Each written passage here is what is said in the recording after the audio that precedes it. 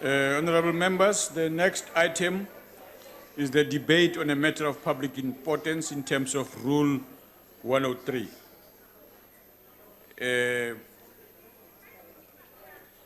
In the name of Dr. Pieter Mulder, on the increasing racial tension and conflict in South Africa, especially in universities and its detrimental effect on the country's development. I now recognize Honorable Pieter Mulder.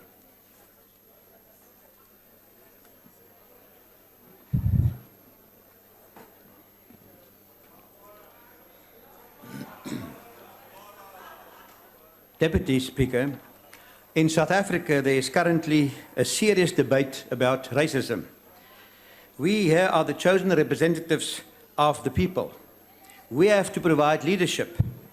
To date, there hasn't been a debate about this issue in Parliament. That's why I asked this specific debate. So we disagree about many issues. That's why we sit here divided into different political parties. The question is, do we differ in our condemnation of racism? I believe that in debates like these, leaders have to set the example. Leaders on all sides. Leaders determine the tone of such debates. In the SONA debate, I said, also as a message to my supporters, racism is a very serious issue that must be condemned unconditionally. Racism from the side of white people or black people carries the germ that could destroy South Africa and all human relations. So I then referred to the T-shirt at UCT with "Kill All Whites" written on it. I believe the President would use the opportunity to also condemn it. My big disappointment was that he didn't react to it. So I'm prepared to state that Presidents Mandela, Mbeki and Motlanthe would have condemned it. The question is, where does this student protest come from? So in the past decade, government has given less money to universities every year and study fees were ever increasing. The Feast Must Fall protest campaign was a reaction to this. It was a broad protest across language and color barriers. So the current protests are different. The current protests are largely artificial. On every campus, there's a small number of activists, 4 or 5, who are calculating, try and start up protests. They are not supported by the thousands of students, as was the case with the Feast Must Fall, but only by a couple of hundred. This is an artificial attempt of certain political powers and the EFF to create a revolutionary climate. The artificial nature is clear from the fact that at every campus a grievance is sought. At UCT, it's residences. At UWC, contract workers. At University of Pretoria, Afrikaans. When there wasn't a problem at Mahikeng with whites or Afrikaans, the Student Council became the grievance to burn buildings. Mr. Gordon can do his best to repair foreign interest trust, but if photos of burning university buildings appear abroad, it draws a line through these attempts. So Section 17 of the Constitution, and I quote it, says, everyone has the right, peacefully and unarmed, to assemble, to demonstrate, to picket, and to present petitions. So, but there's no right to violence or to destroy.